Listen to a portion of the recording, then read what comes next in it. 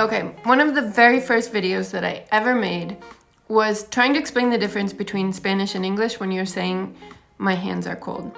And in Spanish, it's common to say, tengo las manos frías, which for me was almost impossible. Even though I knew the words, I knew I had to say las and frías with manos, but I just couldn't get past that part in the video without making a mistake. I would either say los manos fríos or las manos frías or some version of that.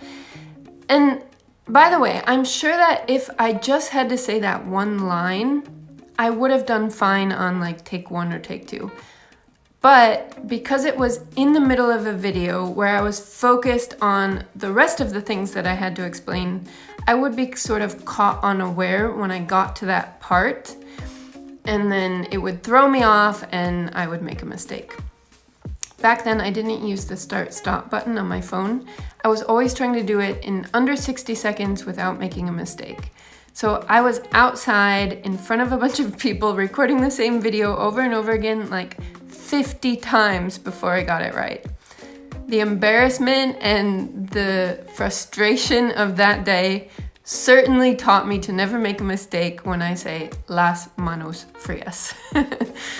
My point is, certain things in life you can learn just by having someone explain it to you. They explain it and you say like, now I get it, and then you do it right.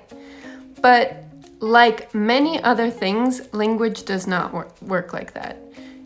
I mean, you have to practice it, you have to like physically do it, sometimes have someone correct you, but even better if you can like self-correct and recognize where your mistakes are over like many times of practice. And if there's a little bit of stress involved, or if you're trying to do something else at the same time, even better.